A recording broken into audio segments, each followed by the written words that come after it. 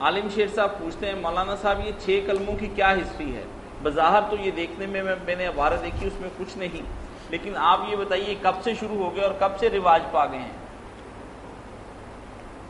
عبادتیں تو وہ بہت اچھی ہیں، عبادتوں میں تو خرابی کوئی نہیں، اس میں کوئی شک نہیں، مگر انہوں نے کلمہ جو دوسرا ہی ثابت آئی جو تیسرا چوتھا، ہاں جی، سبحان اللہ والحمد للہ ولا الہ الا اللہ واللہ اکبر ولا حول ولا قوۃ الا باللہ العلی العظیم، یا اس سے آگے جو ہے لا الہ الا اللہ وحدہ لا شریک لہ لہ الملک ولہ الحمد یحیی و یمیت وہو حی لا یموت بیدہ الخیر وہو علی کل شیء قدیر اشہد ان لا الہ الا اللہ وحدہ لا شریک لہ واشہد ان محمد رسول اللہ۔ یہ کلمے تو تین ٹھیک بات میں ہے، باقی جو ہے نا وہ بھی نیک لوگوں نے تجویز باتیں ٹھیک، استغفار کا کلمہ ہے، رد شرک کا یہ کلمہ پہلا جو ہے نا یہ ثابت نہیں۔ اب حیرانی کی بات ہے یہ اس پر جمے ہوئے لا الہ الا اللہ محمد رسول اللہ، یہ نہیں قرآن حدیث میں اس طرح لا الہ الا اللہ الگ آتا، محمد رسول اللہ بنا بنا کلمہ طیبہ کہیں نہیں۔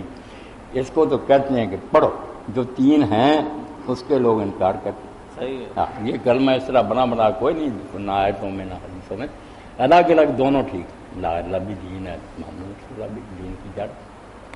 تو ان کی مولانا کب سے علماء نے کیوں بنا لی یہ آخری؟ لوگ پہلے پڑھواتے تھے، علماء نے صرف خلاصہ تیار کر دیا کہ زیادہ نہیں کہ لوگ یہی یاد کر رہے ہیں۔ صحیح، اب تو سستی آ گئی نا، کچھ ہم مولوی حضرات جو ہو گئے کہ امیروں کے بچوں کو یاد نہیں پڑھانے لگے، نکاح کے موقع پر آگے آگے پڑھنا شروع۔